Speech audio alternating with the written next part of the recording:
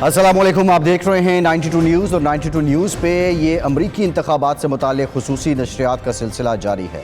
Group editor 92 news इरशाद अहमद आरिफ सब साथ हैं। शुक्रिया इरशाद साहब आपका। अमरीका की तकरीबन 30 के करीब रियासतें हैं जिनमें पोलिंग का आगाज़ हो चुका है और 6 मुख्तलिफ टाइम जोन्स होने की वजह से और बड़े पैमाने पर फैले हुए अमरीका की वजह से मुख्तलिफ रियासतें ऐसी हैं कि जहाँ पे अभी तक पोलिंग का आगाज़ नहीं हुआ और वक्त में भी खासा मुख्तलिफ हैं। मुख्तलिफ जो रीजन्स हैं उनके औकात कुछ और हैं, वक्त आगे पीछे है, कोई 2 घंटे आगे है, कोई 2 घंटे पीछे है। 6 मुख्तलिफ टाइम जोन्स हैं। इस वजह से अभी तक जो 50 रियासतें हैं अमरीका की सारी की सारी में जो पोलिंग है उसका आगाज़ नहीं हो सका, लेकिन बाज़ रियासतें ऐसी हैं जहाँ पे 3 घंटे बीत चुके हैं।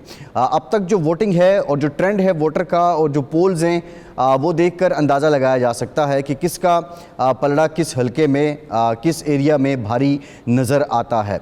इन इंतखाबात में जो अमरीका की कांग्रेस का ज़ेरी ईवान है, ईवान नुमाइंदगान जिनको बोला जाता है, उनका भी इंतखाब होना है, लेकिन रिपब्लिकन्स और डेमोक्रेट के बीच ये कांटे का मुकाबला है। डोनाल्ड ट्रंप जो पहले भी अमरीका के सदर रह चुके हैं और कमला हैरिस जो नायब सदर के ओहदे पर रही हैं, बहुत से जो मामलात हैं वो मुख्तलिफ हैं।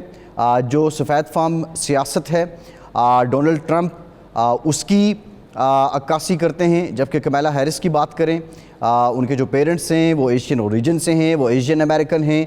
इस वजह से अमेरिका जो दुनिया भर के लोगों को एक्सेप्ट करता है, अमेरिका के बारे में जो एक इम्प्रेशन है कि वो ईगो सेंट्रिक नहीं है, उनके लिए अब्जॉर्प्शन है। तमाम जो दुनिया में रहने वाले लोग हैं, कमला हैरिस उसकी भी नुमाइंदगी करती हैं। लेकिन इन इंतखाबात में अमरीकी इकॉनमी और अमरीकी इकॉनमी के साथ साथ जो अमरीका की जंगी पॉलिसियाँ हैं, बिलखुसूस यूक्रेन की जंग है, फिर गज़ा में जो इसराइल की जानिब से जंग छेड़ी गई है, उस पर हिमायत या मुखालिफत वोटिंग ट्रेंड में बड़ा अहम किरदार अदा कर रही है।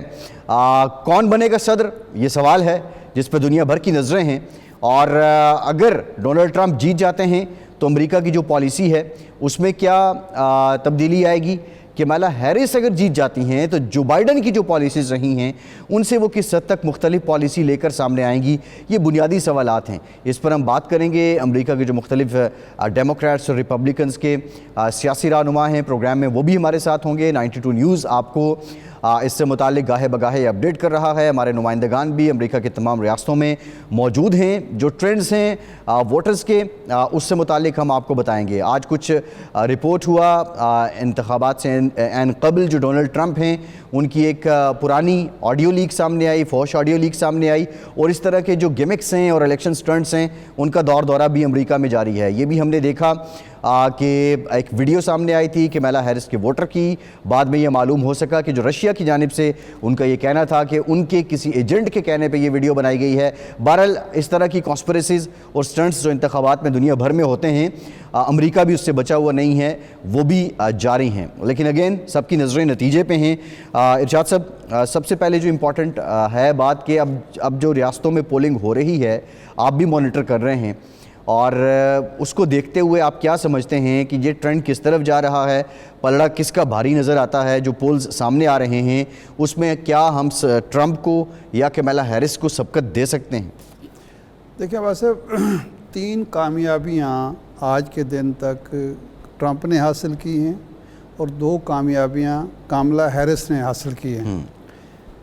जब 2020 के इलेक्शन में आउट हुए ट्रंप, तो लगता था कि वो पॉलिटिक्स से भी आउट हो चुके हैं और उन्होंने ये कहा था कि मैं अगला इलेक्शन लड़ूंगा, और किसी को यकीन नहीं आता था।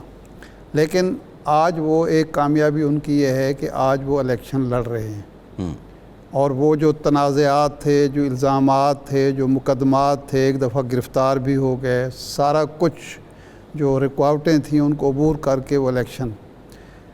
दूसरी कामयाबी उनकी ये थी कि उन्होंने ग्रैंड ओल्ड पार्टी रिपब्लिकन से नॉमिनेशन हासिल की और वो मैदान में उतरे।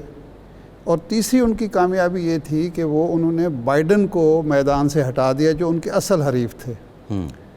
यानी असल मुकाबला तो उनसे होना था, लेकिन उन्होंने उसको पहले 1-2 मुबाहिसों के बाद बाइडन को विड्रॉ करना पड़ा। और ये एक लिहाज से डेमोक्रेट्स ने माना कि बाइडन ट्रंप का मुकाबला करने की पोजीशन में नहीं है। ये 3 कामयाबी तो हासिल कर चुके हैं।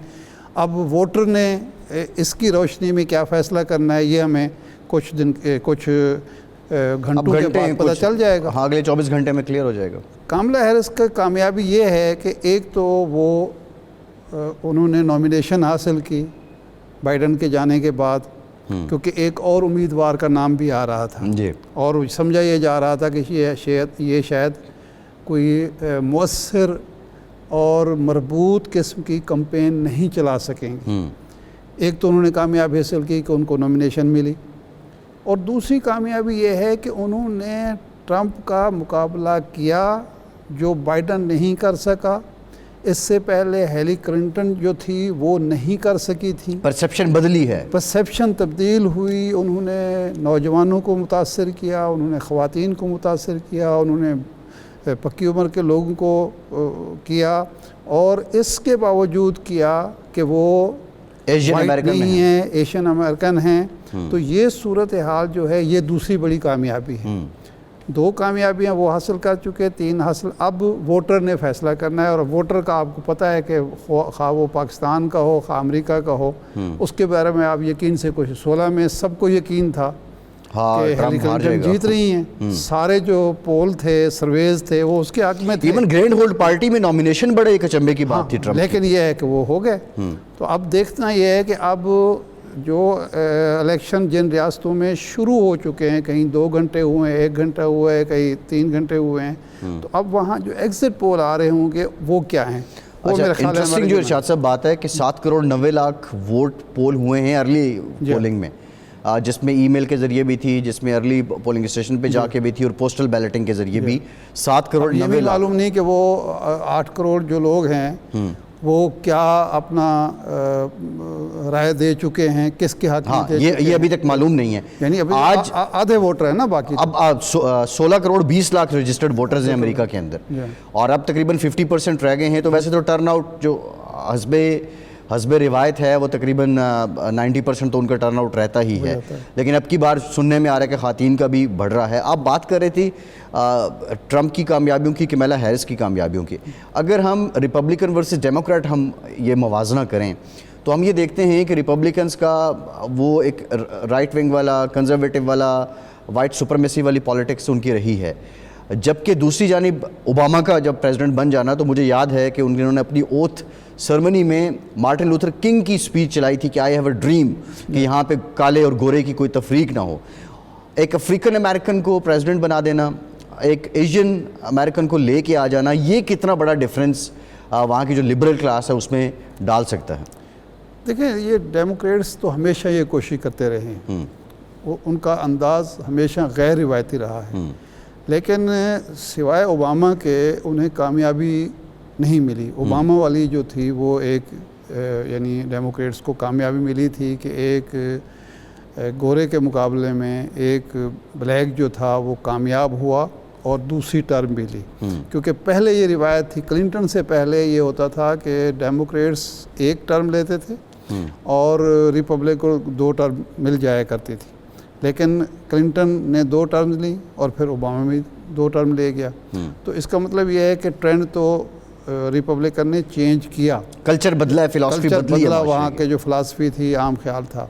दूसरा लेकिन ये हुआ कि इस दफ़ा बाइडन के साथ जो मसला हुआ कि हमेशा रिपब्लिकन जो थे वो इंसानी हकूक़ के हवाले से इतना हसास नहीं होते थे, डेमोक्रेट्स हुआ करते थे।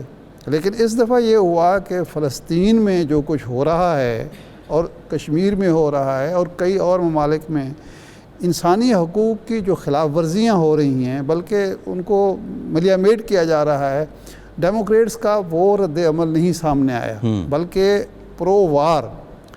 पहले ये होता था कि डेमोक्रेट्स प्रो वार नहीं होते थे, एंटी वार। इस दफ़ा प्रो वार हैं, खा वो गज़ा की जंग हो, इसराइल के पीछे डट के खड़े हुए हैं, खा वो यूक्रेन का इशू है, वो यूक्रेन के साथ खड़े हुए हैं, असला भी दे रहे हैं, पैसा भी दे रहे हैं, कोशिश कर रहे हैं कि रूस से दोबारा रूस को नीचा दिखाया जाए जिस तरह अफ़गान वार में दिखाया गया था। तो ख़ुद रिपब्लिकन और डेमोक्रेट्स का जो अपना मिजाज है उसमें भी तब्दीली आई है। थोड़ी पोजीशंस आगे पीछे किया, आगे पीछे अपनी नज़रियाती पोजीशन से आगे पीछे हुए। बिल्कुल। जैसे बड़ी इंपॉर्टेंट बात आपने की है पुतिन और ट्रंप की दोस्ती का भी एक वहाँ पे इलेक्शन में खासी बात होती है। फिर जो नहीं, पुतिन ये तो पिछला इलेक्शन जब जीते थे ट्रंप, तो जो उनके मुखालिफिन थे वो तो इल्ज़ाम ये लगाते थे कि रूस ने जितवाया है। ये बाकायदा इल्ज़ाम लगा था उन पर। तो ये तो था, लेकिन इस दफ़ा ऐसी बात नहीं है।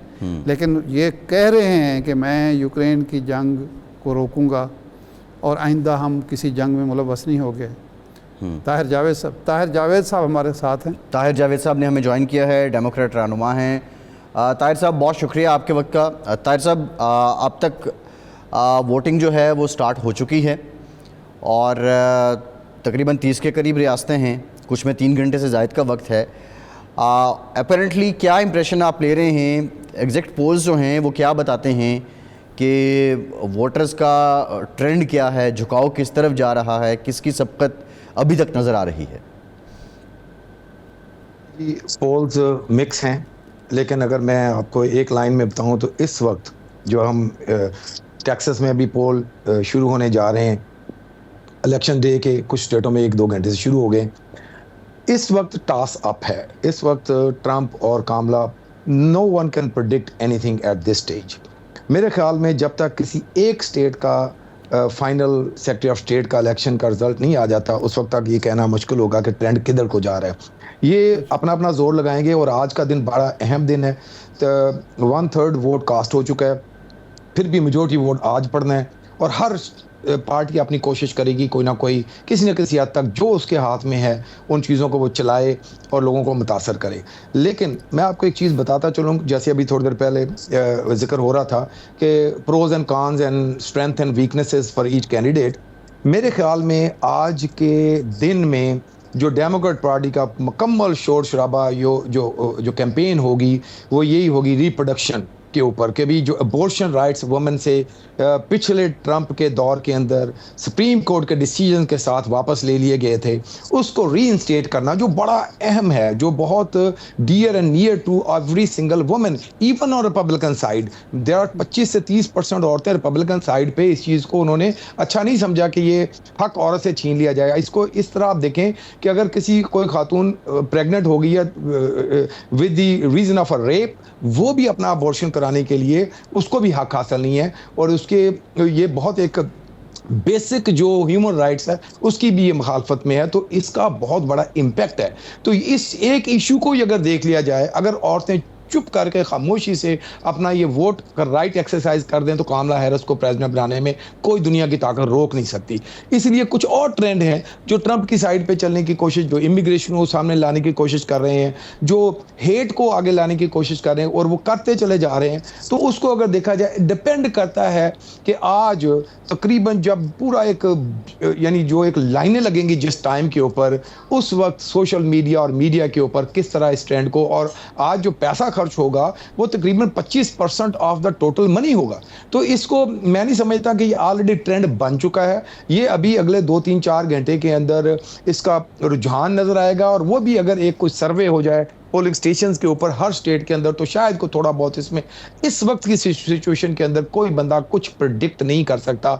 मेरा ख्याल America is about to ready कि भी वो एक पहली फर्स्ट एवर फीमेल को इलेक्ट कर ले, और ये भी आप मुमकिन हो सकता है कि एक ऐसे शख्स को इलेक्ट कर दिया जाए। ये भी पहली दफ़ा हिस्ट्री में होगा जो इंडाइट हो चुका है, जिसके ऊपर फर्द जुर्म आयद हो चुकी है, एक मुजरम को आज इलेक्ट कर लिया जाए। मैं इसमें किसी पार्टी के बायस के नहीं, ये रियलिटी की बात कर रहा हूँ कि एक शख्स जिसके ऊपर फर्द जुर्म आयद हो चुकी है वो भी president, that will be the first ever in the history. और दूसरी तरफ एक औरत है, सियाह फार्म औरत है, माइनॉरिटी औरत है, और वो इलेक्शन कर दे। स्टेक्स आर वेरी हाई और इसके ऊपर पूरा जोर लगेगा। आज मेरे ख्याल अमेरिका की हिस्ट्री का highest spending of the political era होगी, और उसके बाद फिर ये देखा जाएगा कि कौन किस तरह अपने वोटर का रुझान चेंज कर सकता है। इसके अंदर बहुत सारे फैक्टर्स हैं। वार इज अ फैक्टर, इसके साथ economy is always a factor. और ये भी मैं आपको बताता चलूँ कि जो वोटर है ना, वो कामला हैरिस को किसी हद तक जो इस वक्त की एडमिनिस्ट्रेशन के साथ जरूर टाई करते हैं, लेकिन end of the day this is not Kamla Harris administration, this is president Biden administration. यही ताहिर साहब कदा कलाम माफ, 2016 के इलेक्शन में हमने देखा कि ख़वातीन का वोट जो था वो हिलरी क्लिंटन के मुकाबले में वो गया था ट्रंप के हक़ में, और यंगर वोटर जो था उसने भी ट्रंप को वोट किया था। तो इस दफ़ा वो सूरत हाल तब्दील हुई है आपके ख़्याल में? ये जो आप ओवर्शन का, एंटी ओवर्शन की बात कर रहे हैं, तो उस ट्रेंड चेंज हुआ है?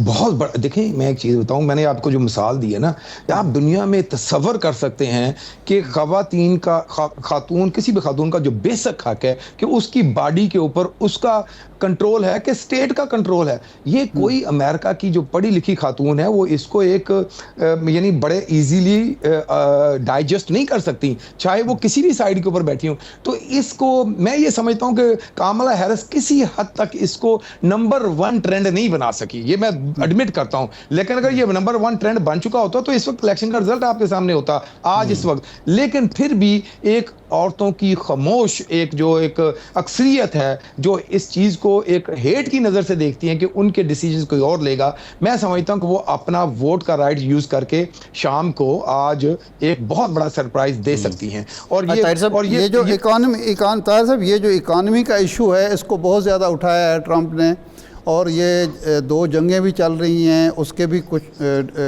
डिस्कशन हुई है। तो इसका ट्रंप को फ़ायदा होगा या इसका फ़ायदा भी कामला हैरिस उठाएंगी? देखें, जो इकानमी का फ़ायदा तो कभी भी सिटिंग एडमिनिस्ट्रेशन को नहीं होता, रिगार्डलेस। एक दफ़ा ज़िंदगी में जो .com के इरा के अंदर यानी सब स्कैंडल्स के बावजूद फ़ायदा हो गया था अपना बिल क्लिंटन को, लेकिन उसके अलावा इकानमी तो हर वक्त क्रिटिसाइज होती है ना, ये इसलिए इकानमी का फ़ायदा कामला हैरिस को नहीं होगा। लेकिन इसमें एक चीज़ का उसको फ़ायदा हो सकता है, और दैट इज़ कि जी वो जो लाइफ का अमेरिका की हिस्ट्री का बिगेस्ट इंफ्रास्ट्रक्चर बिल, $ट्रिलियंस का बिल जो अप्रूव हो गया है, लेकिन वहाँ पे भी कोताही ये हुई है कि उसकी स्पेंडिंग इस लेवल तक नहीं हो सकी जो इस इलेक्शन में इम्पैक्ट कर सकते। तो वो कोताही भी एक डेमोक्रेट पार्टी की मौजूद है। अगर वो एक रैपिड स्पेंडिंग कर देते इस 1 साल के अंदर तो फिर ये इकानमी का इशू किसी हद तक उनकी फेवर में चला जाता, जो मैं समझता हूँ कि डिसक्रेडिट टू प्रेसिडेंट बाइडेन रहा है, जिसकी वजह से वो इस वक्त कैंडिडेट नहीं है ना जी। कुछ इश्यूज थे, तो मैं समझता हूँ कि इकानमी का तो नहीं होगा कामला हैरिस को। अच्छा, यही ताहिर साहब, यही हमारा सवाल था। आपने पहले खुद भी जिक्र किया कि अभी जो एडमिनिस्ट्रेशन है वो बाइडेन की एडमिनिस्ट्रेशन है, कामला हैरिस की नहीं है। लेकिन क्वेश्चन इज़ दैट कि जो जंगों पे पॉलिसी और बिलखुसूस यूक्रेन जंग है और फिर गज़ा का जो मामला है, अमरीकी एडमिनिस्ट्रेशन की तरफ से भरपूर सपोर्ट इसराइल को रही है, इस पर क्या अपनी जो बरक्स पॉलिसी है कामला हैरिस की, उस पे अमरीकी वोटर को मुतमईन कर पाई हैं? कोई नई राह उन्होंने दिखाई है कि अगर वो प्रेसिडेंट बन जाती हैं तो उनकी अप्रोच ये होगी? मेरा नहीं ख्याल कि इसके ऊपर भी वो मुकम्मल कामयाब हुई हैं, लेकिन इसके ऊपर कोई ऐसा क्रेडिट दूसरी पार्टी को भी नहीं जाता कि वो देखें जंगों के मुखालफत, जो अब हम एक ट्रेंड सुनते हैं ना कभी कभी रिपब्लिकन जंग, वो ट्रंप है, रिपब्लिकन पार्टी नहीं है। रिपब्लिकन पार्टी तो प्रो वार पार्टी है, लेकिन ट्रंप ने किसी हद तक अफगानिस्तान से भी वापसी की और कोई जंग शुरू नहीं की, तो वो उसका किसी हद तक कुछ वोटर्स इसको देखते हैं। लेकिन एंड ऑफ द डे जब कांग्रेस से एक बिल पास होकर इसराइल की फेवर में अगर आ जाता है तो ट्रंप कुछ नहीं कर सकेंगे। तो वो मेरा नहीं ख्याल कि लोग इसको इस तरह देखते हैं कि ट्रंप आके कोई इसराइल वार या आखिरी सवाल क्योंकि हम पाकिस्तान में बैठे हैं, आप भी जानते हैं, पाकिस्तान के हवाले से कोई तब्दीली देख रहे हैं, ट्रंप आए या कामला हैरिस? क्योंकि बाइडेन के दौर में तो पाकिस्तान के साथ ताल्लुकात सदबेरी का शिकार हुए। अभी भी नहीं होगा जी, ये इट्स वेरी सैड। पाकिस्तान इस वक्त टॉप प्रायोरिटी में नहीं है। किसी ने एक दफ़ा भी जिक्र नहीं किया दोनों साइडों के ऊपर।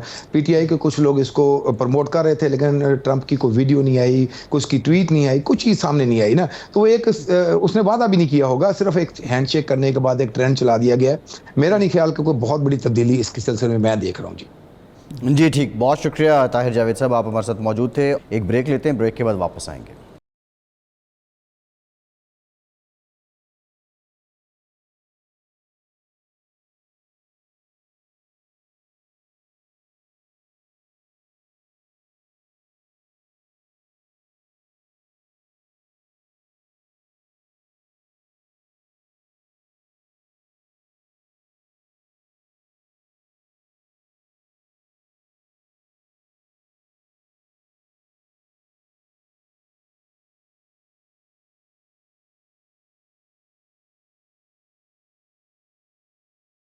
ब्रेक के बाद एक बार फिर से आपको खुशामदीद कहेंगे। 92 न्यूज़ पे अमरीकी इंतखाबात से मुताल्लिक़ ये खुसूसी नशरियात का सिलसिला जारी है। इरशाद साहब, ब्रेक से पहले ताहिर जावेद साहब जो डेमोक्रेट्स हैं वो हमें बता रहे थे, और बड़ा उनका एक ऑनेस्ट ओपिनियन था, बड़ा न्यूट्रल एनालिसिस था कि जो कैमला हैं वो अपना जंगों के मामले में भी वोटर्स को उस तरह मुतमईन नहीं कर पाई हैं। इकनॉमिक इश्यूज़ पे भी उनका ये कहना था कि इसका फ़ायदा हमेशा अपोजिशन को होता है। और दूसरी जानिब अगर हम ट्रंप की बास्केट देखें इरशाद साहब, तो ज़ाहिर है पॉलिटिक्स जो है वो पॉसिबिलिटीज़ के गिर्द घूमती है। तो ट्रंप के पास तो अपना एक मज़लूमियत का कार्ड भी ऑब्वियसली मौजूद है कि मेरे पे मुकदमा चला, मेरा ट्रायल हुआ, वो क्या उसको इस हद तक पे बैक करेगा। दूसरा जो उसके वोटर का कल्चर और फ़िलासफ़ी है या उसके सपोर्टर की, एलन मस्क का मैं देख रहा था, वो कहते हैं कि ट्रंप नहीं तो अमेरिका नहीं, मतलब यहाँ तक एक जो अप्रोच है। तो आप क्या समझते हैं कि कैंपेन के एतबार से, ऑप्टिक्स के एतबार से, इवन अभी वो कह रहे थे कि 25% ऑफ द मनी जो है वो आज के दिन में ख़र्च होना है, सोशल मीडिया टेक्नोलॉजी के इस्तेमाल से रिपब्लिकन्स आगे रहे या डेमोक्रेट्स आगे रहे? आप इसको ज़रूर रिस्पॉन्ड कर दें। हमें साजिद तारड़ साहब ने भी ज्वाइन किया है, रिपब्लिकन रहनुमा है। तारड़ साहब बहुत शुक्रिया आपका, आपकी तरफ आएंगे। इरशाद साहब आप इस पर ज़रा पहले रिस्पॉन्ड देखें, जो भी हुकूमत हो और जो हुकूमत का जिसने 4 साल मुकम्मल किए हों उसका कैंडिडेट होगा, उस पर एक बर्डन तो होता है, एक मलबा तो पड़ता है, और ये हर इलेक्शन में होता है। अब देखना ये है कि कामला हैरिस अपनी कैंपेन में वो मलबा उतारने में, क्योंकि कैंपेन तो उनकी बड़ी अग्रेसिव रही है, यानी बाइडन के मुकाबले में, बल्कि उसको आप कंपेयर कर सकते हैं हिलरी क्लिंटन की कैंपेन से। लेकिन अब देखना ये है कि जो कैंपेन उसने की, ट्रंप ने की, और जो इल्ज़ामात लगाए, और जो ख़ास तौर पे इकॉनमी को, कि आम पब्लिक जो है, वोटर जो है, वो क्या वाकई इस इकॉनमी की वजह बाइडन और कामला हैरिस को करार देता है या आलमी हालात को करार? आलमी हालात, ये पूरी दुनिया की हुकूमतों के पास वैसे आलमी हालात वाला ही जवाब है। बातें की हैं ट्रंप ने, वो किस हद तक काबिल है? बिल्कुल। मेरे ख्याल से साजिद तारड़ साहब से यही पूछ लेते हैं कि तारड़ साहब ये फरमाएं कि अभी 2-3 घंटे हो गए, मुख्तलिफ रियासतों में एग्ज़िट पोल आना शुरू हो गए होंगे। एक तो बताएं कि इस वक्त ट्रेंड क्या है जहाँ जहाँ इलेक्शन शुरू है, और दूसरा ये है कि आपके जो लीडर ट्रंप साहब हैं वो किस हद तक अपने वोटर को मुतमईन कर पाए अपनी एग्रेसिव कैंपेन से, और 2016 की तरह क्या वाकई आप समझते हैं कि एक सरप्राइज़ होगा या नहीं? देखिए, सरप्राइज नहीं होगा, एक बहुत बड़ा एक मैसिव रैली आएगी। उसकी वजह यह है कि इस वक्त दुनिया जल रही है, हम तीसरी आलमी जंग के धाने पर खड़े हैं। 21 मिलियन इलीगल इमिग्रेंट्स आ चुके हैं जो कि नेशनल सिक्योरिटी थ्रेट हैं। कल डोनाल्ड ट्रंप साहब ने अपनी क्लोजिंग रिमार्क्स में कहा है अमेरिका इज ऑक्युपाइड। तो जब आप एक ऑक्युपाइड आप लोगों को बताते हैं, और लोग जब पेट्रोल पंपों पे जाते हैं तो आगे से करंट लगता है, जब ग्रोसरी लेने जाते हैं तो शॉक होता है, तो वहाँ मैसिव सपोर्ट होती है, वहां पे मार्जिनल विन नहीं होती। इस वक्त जो हमारा media, left wing media enterprise है, उन्होंने बड़ी खूबसूरती के साथ कोशिश की है कि लोगों को बताया जाए कि नेक टू नेक मुकाबला है, 19-20 की बात है और एरर ऑफ मार्जिन 4% है। लेकिन मैं समझता हूं कि एक मैसिव सपोर्ट होगी, मैसिव एक चेंज आएगी।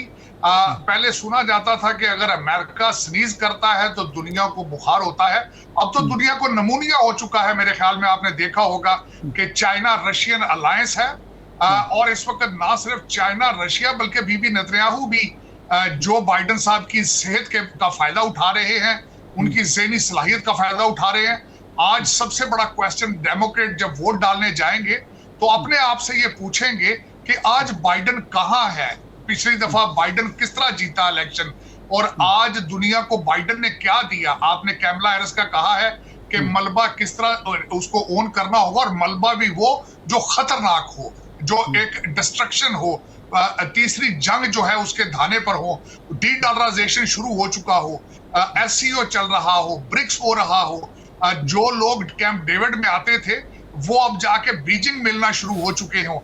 अगर ये सारी चीजें डेमोक्रेट सोचेंगे तो मार्जिनल विक्ट्री नहीं होगी, एक मैसिव एक स्लाइड आएगी, एक मैसिव स्लाइड के जरिए डोनाल्ड ट्रंप साहब जीतेंगे। आज तार साहब मदद के साथ ये जो तीसरी जंग का हम खदशा महसूस कर रहे हैं वो गल्फ़ की तरह यानी हम मिडल ईस्ट की जो इस वक्त गज़ा पे जो कुछ हो रहा है उसकी वजह से, ईरान के साथ जो कॉन्फ्लिक्ट है इसराइल का, इसराइल जो कुछ फ़लस्तीनियों के साथ कर रहा है, लेकिन इसमें तो ट्रंप साहब जो हैं नेतन्याहू के साथ खड़े हुए जो तीसरी जंग अज़ीम को दावत दे रहा है, उन्होंने कोई ऐसी बात तो नहीं कि जिसकी वजह से वो समझें कि वो आके जंग को न सिर्फ रोकेंगे बल्कि इसराइल के जो जारहाना अज़ाइम हैं मशरिक़ वस्ता में उसमें भी रुकावट डालेंगे, ऐसी बात उन्होंने कोई नहीं की? देखिए नहीं की, लेकिन उन्होंने 52% मुसलमानों की इंडोर्समेंट को स्टेज पे चढ़ के एक्सेप्ट किया है। डोनाल्ड ट्रंप साहब के पास 4 साल का सर्टिफिकेट मौजूद है जिन उनके अपने पीरियड में एक भी जंग शुरू नहीं हुई। बार बार उन्होंने कहा है कि ये सारी जंगें ईरान के खिलाफ उनकी सैंक्शंस काम कर रही थी, इन्होंने ईरान को पैसे दिए, इन्होंने ईरान को तेल मजीद पंप करने की इजाजत दी, वो सारा पैसा हिजबुल्लाह, हमास और हुतीज के पास गया और एक सारा नक्शा तब्दील हो गया है। लेकिन डोनाल्ड ट्रंप साहब आज अगर ये उनका इरादा ना होता तो कभी भी 52% मुसलमानों की इंडोर्समेंट एक्सेप्ट ना करते, अपना आखिरी दिन मिशिगन में क्लोजिंग ना करते। मेरे ख्याल में डोनाल्ड ट्रंप साहब बिलीव करते हैं और उन्होंने अपनी तकारीर में कई दफा कहा है कि मैं चाहूंगा इजराइल जल्द से जल्द अपना ऑपरेशन मुकम्मल करके वापस जाए। और लेकिन देखें, इजराइल में जो हो या चाहे यूक्रेन में हो, चाहे आप ताइवान के हवाले से, दुनिया में आज जो कुछ भी हो रहा है, बाइडेन हैरिस की वीक फॉरेन पॉलिसी। तारड़ साहब एक कॉन्ट्रडिक्शन ये है, तारड़ साहब कॉन्ट्रडिक्शन ये है कि 52% मुसलमानों की जो सेंटिमेंट है आज ट्रंप साहब उसको तो इंडोर्स कर रहे हैं, लेकिन यरूशलेम को खुद जाके कैपिटल अनाउंस करना, उस इवेंट में शरीक होना, उसने भी तो मुसलमानों को हर्ट किया था। तो वो पॉलिसीज़ फिर क्या हैं रिपब्लिकन्स की? ये तो सिर्फ लगता है कि एक पॉलिटिकल स्टंट्स किए जा रहे हैं, इलेक्शन कैंपेन का बस ये हिस्सा है। देखिए, वो 2016 में स्ट्रेटजी डिफरेंट हो सकती है, चीजें सियासत के अंदर चेंज होती है, हालात तब्दील होते हैं, लेकिन मेरे ख्याल में Donald Trump is a different president now and he is consider a peace president versus a war president. और लेकिन अगर ये एक बात बताऊं कि इस वक्त दुनिया के अंदर जो वैक्यूम है जिसको मुसलसल चाइना रशिया अलायंस बना के फिल कर रहा है, that has to be stopped. और मेरे ख्याल में वो बिल्कुल बाइडेन हैरिस एडमिनिस्ट्रेशन इनके पे ग्रेड से ज्यादा है। अच्छा, चूँकि हम पाकिस्तान में बैठे हैं, आप पाकिस्तान को अच्छी तरह से जानते हैं कि पाकिस्तान के हवाले से ट्रंप की जो पॉलिसी थी वो अच्छे ताल्लुकात थे उस वक्त, और बाइडेन दौर में सदबेरी का शिकार हुए। तो क्या पाकिस्तान भी उनके रेडार पर है? पाकिस्तान को भी दोबारा अच्छे ताल्लुकात का मौका मिलेगा अमेरिकन एडमिनिस्ट्रेशन के साथ, या अब हमें चीन के खाते में डाल दिया गया है? नहीं, चीन तो दर हकीकत आपका जब से भारत और चाइना का बॉर्डर पैक्ट हुआ है, आपकी इंपॉर्टेंस चाइना की नजर में वो नहीं रही जो माजी में थी। लेकिन मैं ये यहाँ जरूर अर्ज करता रहूंगा कि डेमोक्रेट पीरियड, ओबामा पीरियड के अंदर पाकिस्तान पे सबसे ज्यादा ड्रोन अटैक हुए।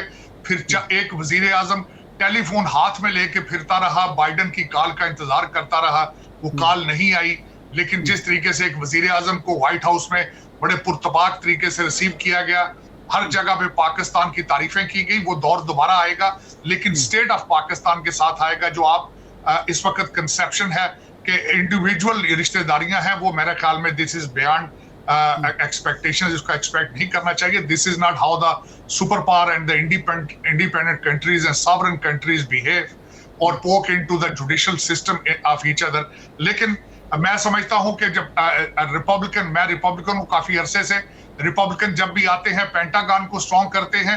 इस वक्त पेंटागन सीरियसली डिमोरलाइज्ड है after the fall of Kabul. सबसे पहली चीज ये डोनाल्ड ट्रंप साहब के टेबल पे होगा। जब पेंटागन को स्ट्रॉन्ग करेंगे, फॉरेन पॉलिसी स्ट्रॉन्ग होगी, एलाइज को वॉच किया जाएगा, उनके इंटरेस्ट को वॉच किया जाएगा, and Pakistan has been a wonderful ally of US since 1947। नहीं, लेकिन तार साहब सन 2000 में तो हमने देखा कि बिल क्लिंटन ने पाकिस्तान के एक इंडिविजुअल के हवाले से एक किरदार अदा किया। उसी वजह से इस वक्त भी ये बात हो रही है। उस वक्त स्टेट की बजाय इंडिविजुअल को ट्रीट किया गया, उनको मुल्क से बाहर भिजवाया गया। रफ़ीक हरीरी और शाह अब्दुल्ला जो एक्टिव हुए थे, तो क्लिंटन की ही और क्लिंटन ने किताब में भी अपने उसका जिक्र किया है। तो ये तो नहीं कहा जा सकता कि इंडिविजुअल को ट्रीट नहीं करती सुपर पावर। देखिए, लेकिन आप ये देखें कि उनके शायद रिलेशनशिप हो, लॉन्ग रिलेशनशिप हो। एक मुलाकात यहाँ पे है, मेरा नहीं ख्याल कि इसको इतनी इंपॉर्टेंस दी जाएगी कि इतना किया जाए, क्योंकि डोनाल्ड ट्रंप साहब has lot on his plate right now, internal and external matters. इन सारी चीजों में समेना के आते ही वो फौरन इस्लामाबाद पहुंच जाएंगे। मेरा ख्याल में दैट इज अ स्पेकुलेशन। लेकिन देखें, कोई पता नहीं है। पाकिस्तान इस वक्त अगर देखा जाए तो आपकी पार्टी जो है उसकी लॉबी जो है वो बहुत है, सब चढ़ के बोल रही है। अगर जेल से 127 आर्टिकल लिखे जा सकते हैं, जेल से बैठ के कांग्रेसमैन सेनेटर्स को इन्फ्लुएंस किया जा सकता है, और उन्हीं सेनेटर्स को जिनके बारे में कहा जाए कि इन्होंने मेरी रिजीम चेंज की है, साइफर पे 55 जलसे किए जाएं, कौम को बेवकूफ बनाया जाए, तो नथिंग इज इम्पॉसिबल। में क्या पता है, ये भी हो सके। डॉलर नहीं, ये जो तारड़ साहब आप बात कर रहे हैं कि क्या पता है, यानी आप ये कह रहे हैं कि जितनी लॉबिंग की जा रही है और जितनी इस पे सारा मामले को टेकअप किया है पीटीआई ने, ओवरसीज़ ने, उसके मुकाबले में ये लॉबिंग असर करेगी, इन्फ्लुएंस करेगी डोनाल्ड ट्रंप को जीतने की सूरत में, और वो कॉल कर सकते हैं। लेकिन ओवरऑल हमारा इंटरेस्ट पाकिस्तान है, कोई इंडिविजुअल नहीं है। नहीं, इंडिविजुअल ही है इस वक्त। मेरे 36 साल के एक्सपीरियंस में किसी पाकिस्तानी ने कभी पाकिस्तान के लिए इतनी लॉबी नहीं की। कल prime minister of Britain, UK के घर के सामने भी जुलूस निकाला गया है और यही कहा गया है, पाकिस्तान को प्रमोट नहीं किया गया। मेरे जैसे पाकिस्तानियों का अलमिया यही है कि पाकिस्तान को प्रमोट नहीं किया जा रहा, एक मजहबी पार्टी को प्रमोट किया जा रहा है, जो कि कभी एक सियासी पार्टी थी। लेकिन मेरे ख्याल में ये पाकिस्तान के साथ ज्यादती है। यही वजह है कि आज हम जिस जगह पे खड़े हैं, यही वजूहात हैं। हमें आज पाकिस्तान आपसे प्यार मांग रहा है। Unfortunately we are not paying any attention to Pakistan. लेकिन ट्रंप साहब के दौर में हमें जो शिकायत ट्रंप को थी दहशतगर्दी अफ़गानिस्तान के हवाले से तो खैर थी, लेकिन सी पैक पर एतराज़ था, चाइना के साथ हमारे क्लोज़ रिलेशनशिप पर एतराज़ था। तो अब भी वो सूरत हाल तो मौजूद है। अगर पाकिस्तान दोबारा अहमियत अख्तियार करता है तो क्या ये चीन पाकिस्तान ताल्लुकात, सी पैक वगैरह को नज़रअंदाज किया जाएगा? देखिए, पाकिस्तान को मैं माजरत के साथ कहूंगा, पाकिस्तान को पाकिस्तानियों ने बचाना है। पाकिस्तान की दहशतगर्दी को पाकिस्तानियों ने खत्म करना है। हर चीज को देखना अमेरिका और बरतानिया की तरफ और बाद में नारा लगाना हकीकी आजादी है। मेरे ख्याल में आपको चाहिए कि पाकिस्तान, इस वक्त मैं समझता हूं 3 करोड़ बच्चा पाकिस्तानी स्कूलों में नहीं जा रहा। 4 करोड़ पाकिस्तानी भिखारी हैं जो आपका ट्रेडमार्क बन चुके हैं। वो डोनाल्ड ट्रंप का मसला नहीं है, वो बरतानिया का मसला नहीं है। आपको पाकिस्तान से खुद प्यार करना सीखना होगा। That is 77 years is too long। मेरे ख्याल में आपको देखें कि नेशनलिज्म की तरफ जाएं। आपके पड़ोस में जो हो रहा, 5 मिलियन कंप्यूटर प्रोग्रामर मौजूद हैं। एक साल में वो 2 मिलियन आर्टिफिशियल इंटेलिजेंस स्पेशलिस्ट बनाने के लिए उनकी कमिटमेंट है। और आप खुद देखें कि आप कहाँ हैं। आपके बच्चे आज भी उर्दू में ट्वीट कर रहे हैं, जे सियासत नहीं जिहाद का नारा है। मेरा ख्याल में आपको खुद चाहिए कि जिहाद करना है तो गुर्बत और जहालत के खिलाफ करें। आप गलत ट्रक की बत्ती के पीछे जा रहे हैं। This is what my assessment. अच्छा, ये तारड़ साहब ये बताइए कि आपने बात उस तरफ चल निकली है, तो आप फ़र्क क्या देखते हैं जो रिपब्लिकन्स का वोटर है और पाकिस्तान में जो पीटीआई का फॉलोअर है? बिकॉज अभी मैं एलन मस्क की एक स्टेटमेंट देख रहा था कि ट्रंप नहीं तो अमेरिका नहीं, इस तरह की बातें यहाँ भी पाकिस्तान में भी ऐसी बातें की जा रही थी। तो आप नहीं समझते कि ये ग्लोबली एक अप्रोच है? वहाँ पे ट्रंप है, यहाँ पे कोई और साहब है? नहीं, देखें, इस वक्त अगर देखा जाए तो democratic values, this is international phenomenon कि authoritarianism is on the rise and democratic values are in decline. और उसकी कई वजूहात हैं। सोशल मीडिया है, उसके बाद जर्नलिज्म की डेथ है, मीडिया एंटरप्राइज बन चुका है, और कई वजूहात हैं जिसकी वजह से डेमोक्रेटिक वैल्यूज डिक्लाइन में है। हमने जमहूरियत को रिफॉर्म नहीं किया। जब भी किस सिस्टम को रिफॉर्म ना किया जाए उसमें क्रैक्स आ जाते हैं। आज democratic values are in decline internationally. ये सिर्फ अमेरिका और पाकिस्तान का नहीं, लेकिन आपने तो जमहूरियत की पहला लेसन ही नहीं लिया। यहाँ पे तो 250 साल की हिस्ट्री है और यहाँ पे डेमोक्रेसी इज इन डिक्लाइन। आपकी तीनों पार्टियां, जो मैं समझता हूँ इस वक्त 3 पार्टियां हैं, तीनों की तीनों फैमिली एंटरप्राइज हैं। उनमें सियासत तो है ही नहीं है। उनके अंदर बुनियादी जमहूरियत का फुकदान है। पार्टी सिर्फ अपनी पार्टी को नवाजा जाता है। कोई फलां बाजी है, कोई फलां भाई है, फलान डॉक्टर है, फलान का नाम भुट्टो है, इससे अलावा तो आप अभी तक कुछ कर नहीं पाए। लेकिन अफसोस के साथ है, अब it's too late now। तार साहब ये फरमाएं कि ट्रंप साहब जो जंग ख़त्म करने की बात करते हैं, जंग ख़त्म करने का एक तो तरीका है कि नेतन्याहू को और ज़ेलेंस्की को कहा जाए कि जी अब बस नथिंग डूइंग बंद करें ये नॉनसेंस। दूसरा ये है कि दोनों को ये कहा जाए कि आप फ़लस्तीनियों को ख़त्म कर दें, और दूसरा जो है वो एटम बम को इनवाइट करके रूस के साथ जिस हद तक ले जा सकता है। क्या ट्रंप साहब अमन के लिए जंग ख़त्म करना चाहते हैं या अपने मुखालिफिन को ख़त्म करने के लिए जंग? मेरे ख्याल में इट इज नॉट पॉसिबल कि मुखालिफिन को खत्म किया जाए, और ये लोगों की मिसकंसेप्शन है कि 45,000 लोगों के कत्लेआम के बाद ये सारा आइडियोलॉजी खत्म हो जाएगी। This is not what it is.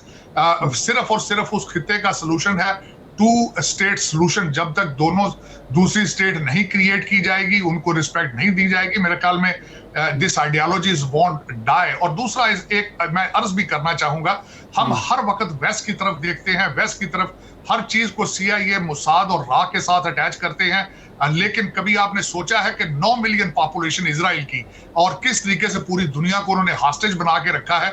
इसकी वजह क्या है? क्या वजह है कि वो आज दे सी एवरीथिंग सो स्मॉल।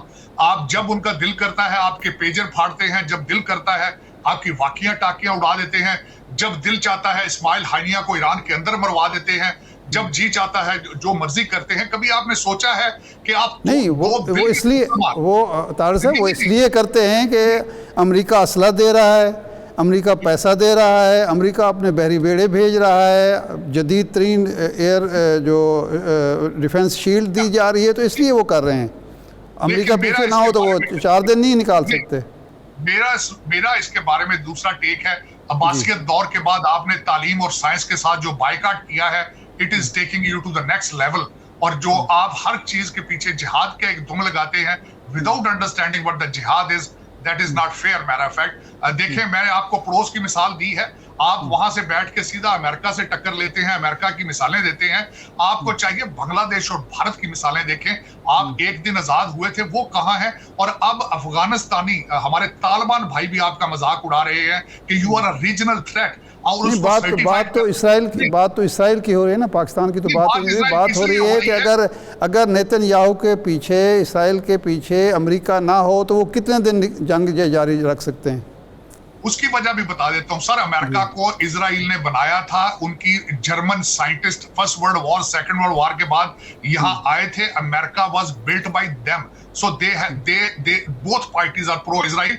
मेरा केस ये था कि प्लीज इजराइल और बीबी नेतन्याहू के प्रोफाइल पे स्टडी करें, आप उनको कोशिश करें, मैथ और साइंस और आर्टिफिशियल इंटेलिजेंस की तरफ जाएं if you want to exist and move forward. अच्छा, ये तारड़ साहब ये बताइए लास्ट क्वेश्चन के इस पे आपके एनालिसिस क्या हैं कि अभी जो इलेक्शन हो रहा है, आपने मीडिया का जिक्र किया कि जो लेफ्टिस्ट विंग है उसका मीडिया है वो कुछ और परसेप्शन दे रहा है, कन्वेंशनल मीडिया, टीवी, अखबारात और सोशल मीडिया इन अमेरिकन इंतखाबात में ज़्यादा जो अमल दखल है वो किसका है, और कितना पैसा अब तक लग चुका है, कितनी इन्वेस्टमेंट हो रही है स्पेशली सोशल मीडिया पे?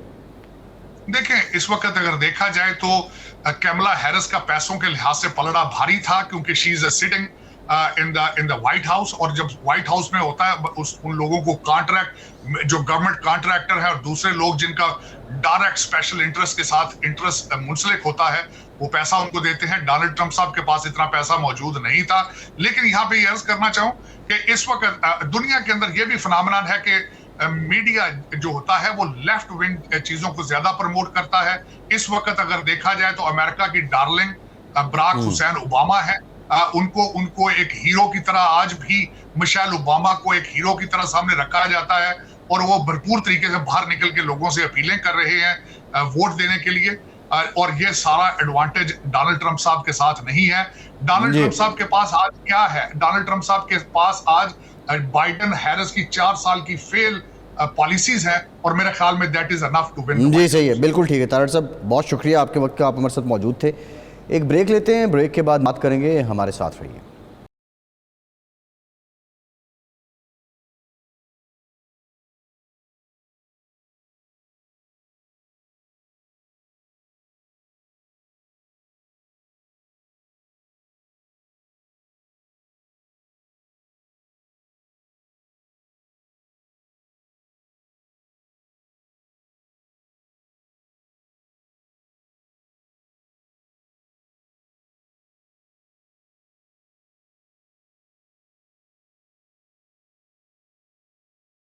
एक मरतबा फिर से आपको 92 न्यूज़ के स्टूडियोज़ में खुश आमदीद कहेंगे। अमरीकी इंतखाबात से मुतालिक हमारी ये नशरियात जारी हैं। हमें अमरीका से ज्वाइन कर रहे हैं नामवर ब्रॉडकास्ट जर्नलिस्ट हैं, पॉलिटिकल कमेंटेटर हैं कोकब फरशोरी साहब। फरशोरी साहब, बहुत शुक्रिया आपके वक्त का। फरशोरी साहब, जिन रियासतों में पोलिंग हो रही है कुछ में तो 3 घंटे से ज़ायद का वक्त हो चुका है, क्या देख रहे हैं? वोटिंग ट्रेंड किस तरफ जा रहा है? क्या हम कोई प्रेडिक्ट कर सकते हैं कि अभी तक की जो ट्रेंड्स हैं उनको देखते हुए किसका पलड़ा भारी है? अभी ये कहना बहुत कबलज़ वक्त होगा, क्योंकि यहाँ पर जो ईस्ट कोस्ट, जहाँ आपने कहा 3 घंटे से ज़ायद हो गए, वहाँ पर अभी सुबह के 10 बजे हैं और ज़ाहिर है पोलिंग का वक्त शाम 7 बजे तक है और बहुत मोहतात तरीके से प्रोजेक्शंस की जाती हैं और जैसे आएंगे उसके बावजूद वैसे तो खैर तकरीबन 8 करोड़ के करीब वोटर्स पहले ही अर्ली वोटिंग कर चुके हैं, तो अच्छी भी जाहिर है और फिर मेल में आते हैं बैलेट्स, तो उसमें थोड़ा वक्त का काम है, लेकिन ये ज़रूर है कि पोलिंग यहाँ पर जारी है। कुछ रियासतें ऐसी हैं जहाँ पर मौसम की खराबी के बायस वो दुश्वारी हो सकती है, लेकिन उसके बावजूद पोलिंग यहाँ पर वक्त शुरू हुई और अच्छा कौकब साहब, ये फरमाएं कि जो कमला हैरिस का इनकम्बेंसी जो है वो कितना बड़ा बोझ है उसके लिए, और ट्रंप पर जो इल्ज़ामात और मुकदमात हैं वो उसके लिए कितना बोझ हैं, और वोटर एक क्लीन कमला हैरिस की तरफ ज़्यादा मुतवज्जे है या वो मुतनाज़े ट्रंप की तरफ, जिसने पिछली दफ़ा नतायज एक स्टेज पर नतायज मानने से इनकार कर दिया था और अब भी ख़तरा महसूस हो रहा है? जी बहुत अच्छा सवाल। देखिए असल में ये है कि दोनों जो उम्मीदवार हैं इस दफ़ा वो इस तरह से है कि वो दोनों में से कोई भी अपने आप को एक चेंज के तौर पर पेश नहीं कर सकता। जैसा कि आपने फरमाया कि जो नायब सदर है कमला हैरिस, वो उन्होंने उनके 4 साल से वो बहैसियत नायब सदर है, और इसी तरह से जो डोनाल्ड ट्रंप है वो 4 साल तक सदर रह चुके हैं। तो दोनों में से कोई भी कैंडिडेट खुद को एक चेंज के तौर पर ये कहकर पेश नहीं कर सकता कि वो कुछ ऐसा करेगा जिसका करने का उसे पहले मौका नहीं मिला या जो वो पहले उसका मुजाहरा नहीं कर सका। जहां तक वोटर्स के रुझान का ताल्लुक है तो बिल्कुल आपने देखा होगा अवामी रायमा के जो जायजे हैं वो बिल्कुल ये साबित करते हैं कि ये रेस बहुत टाइट है, और अगर किसी एक उम्मीदवार के लिए कोई एक सर्वे अगर उसको बर्तरी दिखा भी रहा है कि उसे हासिल है तो वो इतनी कम है। साथ ही आपको ये भी ज़ाहिर आपके इल्म में है कि जो भी सर्वे होते हैं वो उसको मार्जिन ऑफ एरर के साथ पेश करते हैं, यानी अगर किसी को 46% किसी रियासत में हिमायत हासिल है तो मार्जिन ऑफ एरर जो है वो 2 या 3% होगा, जो कि यानी कि वो 49 भी हो सकता है, वो 43 भी हो सकता है। लेकिन जो सबकत है वो इससे भी कम है, यानी 1 या 2% की सबकत है। कुछ रियासतों में तो जैसे कि पेंसिल्वेनिया में जो ताज़ा तरीन पोला है वो टाई दिखा रहा है दोनों उम्मीदवारों के दरमियान। वोटर्स का रुझान और जो आपने जो दोनों के तकाबुल की बात की, डोनाल्ड ट्रंप जो है वो तकरीबन 2 साल से कैंपेन कर रहे हैं। उन्होंने 2022 नवंबर में ऐलान किया था कि वो जो उस वक्त के सदर, जाहिर अभी भी सदर है जो बाइडेन, उन्हें वो चैलेंज करेंगे, जबकि कमला हैरिस की कैंपेन शुरू हुई है जुलाई, इस साल जुलाई में, यानी अभी उन्हें 4 माह जुलाई। जी बिल्कुल। तो इस लिहाज से वोटर्स ने ट्रंप को ज्यादा देखा है, ज्यादा सुना है, और कामिला को उनको देखने और सुनने का मौका कम मिला है। तो अगर ये एक पहलू अगर आप इसको भी मद्देनजर रख लें तो जाहिर है कि एक इसको एडवांटेज भी कह सकते हैं, डिसएडवांटेज भी कह सकते हैं कि उससे उनकी खूबियां खामियां दोनों ज्यादा आश्कार होती हैं या कम आश्कार होती हैं। अच्छा कोकब साहब, ये बताइए, एक ज़िमनी सवाल है कि ये जो 2 साल तक वोटर्स ने ट्रंप को ज़्यादा देखा है, ट्रंप पे मुकदमात भी चले, ट्रंप पे फर्द जुर्म भी आयद हुई, ट्रंप पे बहुत ज़्यादा इल्ज़ामात भी लगे, ये सब जो पहलू हैं क्या ये ट्रंप की फेवर में गए हैं? ट्रंप खुद को मजलूम साबित करने में कामयाब हुए हैं, या लोगों ने इन बातों को संजीदा लिया है और ट्रंप का जो वोटर पहले था वो किसी हद तक बददिल हुआ है ट्रंप से? देखिए हमने अभी जो आपको पता है यहाँ की इंतखाबी मुहिम में एक बहुत अहम पहलू है एड्स का, जो कैंपेन एड्स कहलाते हैं या जो अटैक एड्स कहलाते हैं। उसमें ज़्यादातर जो दोनों तरफ की कैंपेन्स हैं वो एक दूसरे के खिलाफ या अपने हक में एड्स बनवाती हैं। उसमें हमने ऐसे कुछ लोग देखे हैं जो ये कहते हैं कि वो पहले ट्रंप के वोटर थे, इस दफ़ा वो ट्रंप के लिए वोट नहीं करेंगे, और उसके मुख्तलिफ असबाब उन्होंने बताए हैं। तो ये लेकिन उसके साथ साथ ऐसा भी है कि बहुत से ऐसे लोग हैं जो ये समझते हैं कि डोनाल्ड ट्रंप के साथ ज्यादती हुई, उन पर जो मुकदमात बनाए गए वो उसको इतना ज़्यादा मुवाफिक उनके लिए नहीं समझते अपने निज़ाम के लिए, और उनके नज़र में उनके साथ ज्यादती हुई है। तो इसके दोनों पहलू हैं और उसी का सबब है कि ये रेस इतनी ज़्यादा टाइट नज़र आती है। हमने माजी की कैंपेन्स भी कवर किए हैं, जैसे मैं आपको 2008 का बताऊं कि उस वक्त बराक ओबामा और जॉन मैकेन के दरमियान जो मुकाबला था, तो सब नज़र आ रहा था, ग्राउंड स्वेल थी ओबामा के लिए, बहुत ज़्यादा जोश व खरोश था, जो कि उनकी फतह पर मुंतज हुई उनकी कैंपेन, और वो फतहमंद हुए उस कैंपेन में। इस दफ़ा बहुत दुश्वार है ये कहना, दोनों तरफ बहुत ज़्यादा जोश व खरोश नज़र आ रहा है, एक दूसरे की हिमायत में भी और एक दूसरे के खिलाफ भी। अच्छा, ये फरमाएं कि पाकिस्तान तो इस वक्त कैंपेन के, दोनों की कैंपेन में कहीं नज़र नहीं आया, रेडार पर नज़र नहीं आता, लेकिन जो पॉलिसीज़ का ऐलान किया जा रहा है तारकीन वतन के हवाले से, चीन के हवाले से, रूस के हवाले से, ईरान के हवाले से, उसमें पाकिस्तान इनडायरेक्ट इन्वॉल्व होता है। अगर ट्रंप आता है तो क्या पाकिस्तान के साथ ताल्लुकात में वैसी ही गर्मजोशी होगी जैसी ट्रंप के दौर में हो गई थी, पहले नहीं थी बाद में हो गई थी, या वैसी ही सर्दमहरी होगी जिस तरह बाइडन के दौर में थ्रू आउट रही है? आपने पाकिस्तान का तस्करा कैंपेन में ना होने की जो बात की वो बिल्कुल दुरुस्त है, लेकिन मेरा ख्याल है कि इसमें पाकिस्तान को सिंगल आउट महसूस नहीं करना चाहिए, क्योंकि यहाँ पर जो भी कैंपेन चली है वो ज़्यादातर जो यहाँ के डोमेस्टिक इशूज़ उन पर रही है। ये बहुत कई बरसों, बल्कि मेरा ख्याल है दिहाइयों के बाद हो रहा है कि अफगानिस्तान का भी उतना ज़्यादा तस्करा नहीं हुआ, और इसलिए शायद पाकिस्तान को उस तरह से महसूस। जहाँ तक पाकिस्तान के जो यहाँ रहने वाले पाकिस्तानी हैं, आपने इमिग्रेशन की बात की, वो ज़्यादातर जो है वो उन लोगों पर है कि जो गैर कानूनी तौर पर अमेरिका में दाखिल हुए हैं। यहाँ पर जो पाकिस्तानी कम्युनिटी है उसमें उसको बहुत हद तक उस पर उसका इतलाक इस लिहाज से नहीं होता कि वो बॉर्डर क्रॉस करके आना और उस तरह के जो मामलात हैं वो उनके बारे में बातचीत होती है। जहाँ तक दो तरफा ताल्लुकात की बात है, तो अब हमारी जिन मुबस्सिरीन से यहाँ पर बात हुई है वो ये कहते हैं कि पाकिस्तान और अमेरिका के ताल्लुकात बराह रास्त पाकिस्तान और अमेरिका के ताल्लुकात की तरह होंगे, जिस तरह से कि माजी में कभी पाकिस्तान को इंडिया के लेंस से देखने की रिवायत थी, या अफगानिस्तान के लेंस से देखने की रिवायत थी, या चीन के लेंस से देखने की रिवायत हाल ही में जिस तरह से, उसका इतलाक उतना ज़्यादा। और आप जाहिर है माशाल्लाह आपको खुद इतने ज़्यादा आप तजुर्बेकार हैं, आपके इल्म में है कि पाकिस्तान और अमेरिका के ताल्लुकात की नौइयत जो है वो दिफाई मामलात ज़्यादा होती है, और उसका इतलाक जो है वो खित्ते की मजमूई उमूमी सूरत हाल पर होता है। तो उसी हिसाब से जो यहाँ के तज्जियाकार हैं वो कह रहे हैं कि मुस्तकबिल में भी सही है, ठीक है, उसी डगर पे रहेंगे। जी ठीक। बहुत शुक्रिया कोखबरी साहब, आपके वक्त का आप हमारे साथ मौजूद थे। इरशाद साहब आपका भी शुक्रिया।